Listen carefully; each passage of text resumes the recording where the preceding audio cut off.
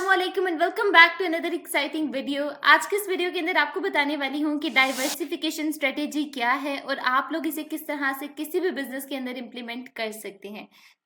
आज की इस वीडियो के अंदर इस टॉपिक को बहुत अच्छे से कवर करेंगे। वीडियो को एंड तक देखें और चैनल को सब्सक्राइब करना ना भूलें। Let's get started. दोस्तों, क्या आपने कभी सोचा है कि अगर टेस्ला सिर्फ इलेक्ट्रिक कार्स तक ही लिमिटेड रहता तो आज ये दुनिया की सबसे वैल्यूएबल कंपनीज में कैसे शामिल होता? ये अमेज़न जो कि बुक स्टोर से स्टार्ट हुआ था, आज दुनिया का क्लाउड कंप्यूटिंग जाइंट कैसे बना? अगर आप भी ये आंसर्स जानना चाहते हैं और अपने बिजनेस या नॉलेज में इजाफा करना चाहते हैं, नई स्ट्रेटेजी अप्लाई करना चाहते हैं, तो ये वीडियो आपके लिए है। चलिए बात करते हैं डाइवर्सिफिकेशन स्ट्रेटेजी की, वो राज जो दुनिया के सक्सेसफुल बिजनेसेस को बनाता है अनस्टॉपेबल। सबसे पहले बात करेंगे हम लोग डाइवर्सिफिकेशन स्ट्रेटेजी क्या है, इसका क्या मतलब है और किसी भी बिजनेस पे किस तरह से अप्लाई किया जाता है।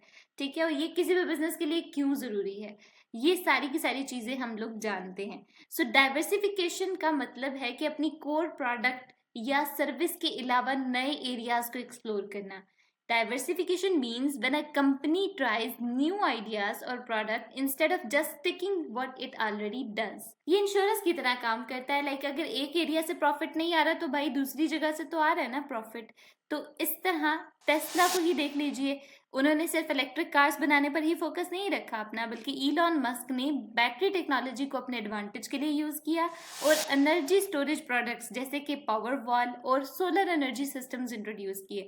आज टेस्ला का सोलर एनर्जी सेगमेंट उनके टोटल रेवेन्यू में $3 बिलियन कंट्रीब्यूट करता है। इमेजिन करिए कि अगर उन्होंने सिर्फ कार्स पर ही अपना फोकस रखा होता, अपने आप को उसके साथ लिमिट रखा होता, तो ये ग्रोथ कैसे पॉसिबल होती। तो इसलिए हम लोग अप्लाई करते हैं किसी भी बिजनेस के ऊपर डाइवर्सिफिकेशन स्ट्रेटेजी, ताकि उससे हम लोग और प्रॉफिटेबल बना सकें।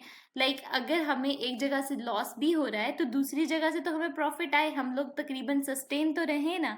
अब यहाँ पर अमेज़न की मिसाल भी आपके सामने है कि उन्होंने एक बुक स्टोर से स्टार्ट किया 1995 में, ठीक है, और उसके बाद वो डाइवर्सिफाई हुए क्लाउड कंप्यूटिंग में, स्ट्रीमिंग में। तो आज अमेज़न सर्विसेज जो हैं, अमेज़न AWS, वो $80 बिलियन एनुअली कंट्रीब्यूट करता है प्रॉफिट के अंदर।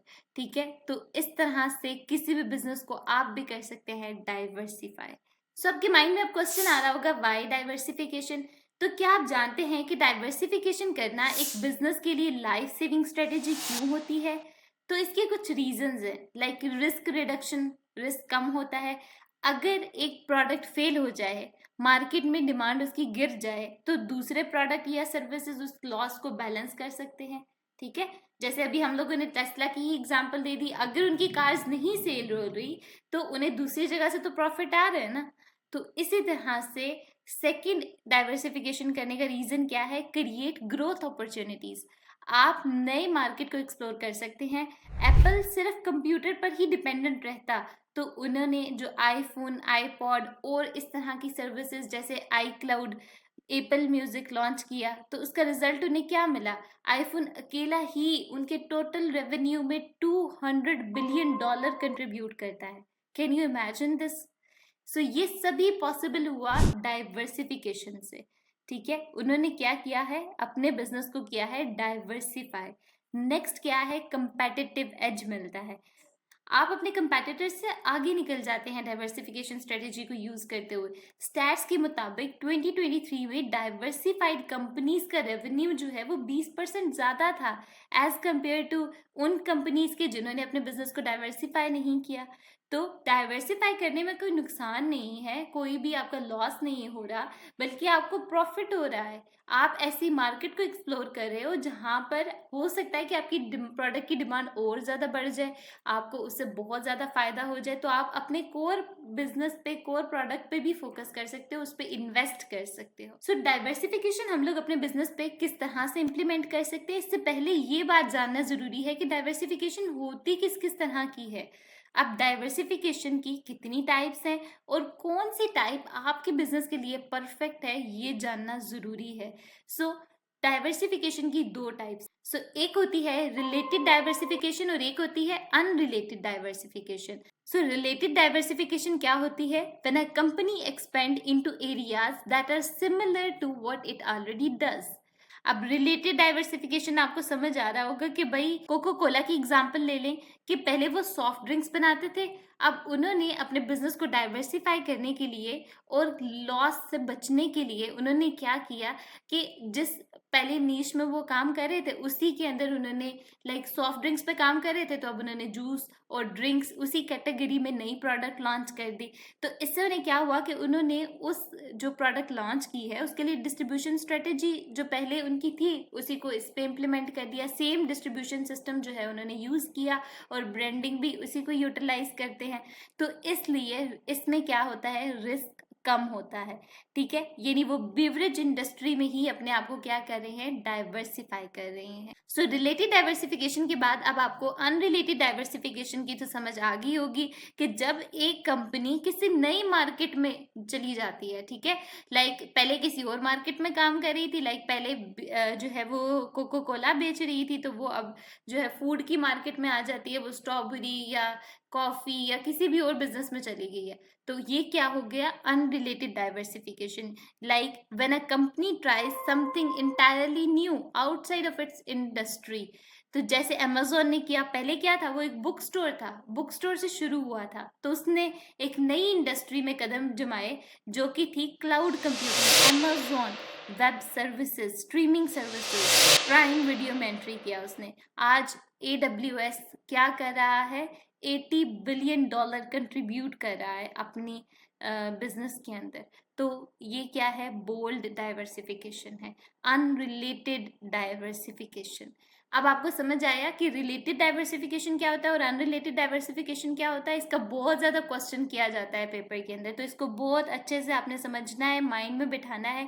बहुत ही सिंपल और आसान वर्डिंग में मैंने आपको ये पूरा एक्सप्लेन किया है। आई होप कि अच्छा समझ आ गया होगा। अब हम लोग देखते हैं कि वो कौन से स्टेप्स हैं जिनकी मदद से हम अपने बिजनेस को डाइवर्सिफाई कर सकते हैं। अब सबसे पहला काम क्या होता है कि किसी भी चीज़ को करने से पहले पहले उस पर रिसर्च करो। ठीक है, तो पहला काम क्या हो गया कि कंडक्ट मार्केट रिसर्च। अब मार्केट रिसर्च करनी है तो मार्केट रिसर्च में कंपनी क्या करेगी, स्टडी करेगी ना कि कस्टमर क्या चाहते हैं, हम किस तरह की प्रोडक्ट उन्हें फ्यूचर में दे सकते हैं, उनकी डिमांड को भी वो फुलफिल करे और क्या अपॉर्चुनिटीज़ है हमारे बिजनेस के लिए। तो सबसे पहले हमने क्या करना है, मार्केट का एनालिसिस करना है, देखना है कि कस्टमर की नीड्स क्या है और कौन सी इंडस्ट्री ग्रो कर रही है। ठीक है, ठीक है, फॉर एग्जांपल AI का जो ग्लोबल मार्केट है वो 2024 तक $300 बिलियन रीच कर जाएगा और रिन्यूएबल एनर्जी का ग्रोथ रेट क्या है, 15% है। तो यानी ये फ्यूचर प्रूफ इंडस्ट्रीज हैं जिनको हम लोग क्या कर सकते हैं, एक्सप्लोर कर सकते हैं। ठीक है, नेक्स्ट हम लोगों ने क्या करना है, हम लोगों ने करना है आइडेंटिफाई ग्रोथ अपॉर्चुनिटीज। हमने देखना है कि किस बिजनेस के अंदर हम ग्रो कर सकते हैं। ऐसा तो नहीं है ना कि हमने उस बिजनेस के अंदर छलांग मार देनी और हमें पता ही नहीं है कि हम उसे किस तरह से ग्रो करेंगे। तो अपनी स्ट्रेंथ और कैपेबिलिटीज को देखना है, स्वॉट एनालिसिस, याद आया कुछ। सो टेस्ला ने भी क्या किया था, स्वॉट एनालिसिस लाजमी किया होगा। पहले हम लोगों ने क्या करनी है, अपनी स्ट्रेंथ को, अपनी कैपेबिलिटीज को देखना है, क्या अगर हम इस इंडस्ट्री में डाइवर्सिफाई कर रहे हैं तो हमें बेनिफिट होगा, नुकसान होगा, हमारे पास ऐसे वर्कर्स हैं जो इस पे काम कर सकते हैं, हमारे पास कितना एसेट है, कितनी हमारे पास इन्वेंट्री है, किस तरह से हम लोग उस चीज़ को अंदर जाएंगे। तो ये सब कुछ तो हमें क्या करना है, देखना है। सो डिज्नी ने डिसाइड किया कि वो डिज्नी प्लस को लॉन्च करेगा और टोटल कॉस्ट कितनी थी, $1 बिलियन। लेकिन उन्होंने कैलकुलेट किया कि ये प्रॉफिटेबल हो सकता है। आज 160 मिलियन सब्सक्राइबर्स के साथ वो बिलियंस में कमा रहे हैं। तो ये नहीं, उन्होंने जो इन्वेस्टमेंट की थी $1 बिलियन की, उन्हें उसका बहुत ज़्यादा प्रॉफिट हुआ। ठीक है, इन्वेस्टमेंट से कई गुना ज़्यादा। तो इसको टाइम लगता है, लाइक 3+ ईयर्स लग सकते हैं, 3 ईयर्स लग सकते हैं, इससे कम साल लग सकते हैं, लेकिन अल्टीमेटली आपको उससे क्या होना है, प्रॉफिट होगा। तो लॉन्ग टर्म एनालिसिस इस तरह से करना है, इस तरह से देखना है कि हम उसको लेके चल सकते हैं, हमने उसे मेहनत करनी है, अपने कोर प्रोडक्ट को नहीं भूलना। अगर डिज्नी ने डिज्नी प्लस लॉन्च किया था तो डिज्नी पर भी फोकस कर रहा है। तो इस तरह से आपने क्या करना है, डाइवर्सिफिकेशन करनी है। लाइक प्लान और इम्प्लीमेंट करने के लिए हमारे पास एक क्लियर रोड मैप होना चाहिए। ठीक है, एक क्लियर रोड मैप बनाएं। जैसे एप्पल ने आईफोन को लॉन्च किया, आईफोन को लॉन्च करने के लिए उन्होंने कितना बजट रखा था? उन्होंने $100 मिलियन का मार्केटिंग बजट रखा और क्या हुआ? उन्हें पहले ही साल में 6.1 मिलियन यूनिट सेल हुए। तो एप्पल का जो अकेला प्रोडक्ट है अब आईफोन, वो कितना ज़्यादा उन्हें अर्न करके दे रहा है, वो बिलियंस में कमा रहे हैं अभी। तो किस तरह से उन्होंने सोचा कि अगर हम लोग एप्पल से आईफोन में डाइवर्सिफ़ाई करते हैं, iPod, then iCloud, then music, तो ये सारी चीज़ें करने से उन्हें कितना ज़्यादा प्रॉफिट हुआ। अब उनकी हर चीज़ जो है वो हर एक प्रोडक्ट जो है वो अलग अलग बिलियंस में उन्हें कमा के दे रही है। सो डाइवर्सिफाई करना कितना ज़्यादा फायदेमंद हो सकता है किसी भी बिजनेस के लिए। आई होप कि अभी तक आपको बहुत अच्छे से समझ आ गई होगी इस बात की। तो अब यहाँ पर डाइवर्सिफाई करना तो ठीक है, अब डाइवर्सिफाई के अंदर किन चीज़ों को आपने अवॉइड करना है, कौन से मिस्टेक्स आपने नहीं करनी। So diversification can be exciting, but there are common mistakes that can hurt company if not avoided. It's important to be careful and strategic when expanding. Over diversify नहीं करना, ठीक है। हर चीज़ के पॉजिटिव होने के साथ साथ उसके नेगेटिव एस्पेक्ट्स भी होते हैं। आपको क्या लगता है कि डाइवर्सिफिकेशन फेल कब होता है? जब हम लोग ओवर डाइवर्सिफाई करते हैं, जब एक कंपनी बहुत सारी चीज़ों में डाइवर्सिफाई कर लेती है अपने आप को, तो फोकस लूज कर जाती है। उन्होंने मल्टीपल इंडस्ट्रीज में अपने आप को डाइवर्सिफाई कर दिया और अपना जो उनका कोर प्रोडक्ट था उसको ही फोकस में नहीं रखा और उस पर कोई काम नहीं किया, कोई इन्वेस्टमेंट नहीं की, तो क्या हुआ? उन्हें बिलियंस का लॉस हुआ। अब निग्लेक्टिंग कोर बिजनेसेस को इग्नोर करने के बाद क्या होगा? बहुत बड़ी गलती हुई ना आपकी। तो हमेशा इंश्योर करें कि आप न्यू वेंचर्स में जाएं लेकिन अपनी ओरिजिनल स्ट्रेंथ को वीक ना करें, ठीक है। So this is how we can avoid the pitfalls of diversification. I hope कि अभी तक आपको बहुत अच्छे से समझ आ गई होगी डाइवर्सिफिकेशन स्ट्रेटेजी की। आपने मुझे लाजमी बताना है कि आपके बिजनेस के लिए डाइवर्सिफिकेशन स्ट्रेटेजी सही है या नहीं, आपको क्या लगता है? कमेंट के अंदर लाजमी बताएं। और कुछ चीज़ें जो आपने लाजमी याद रखनी है वो क्या है? मार्केट नीड्स को समझना बहुत ज़रूरी है।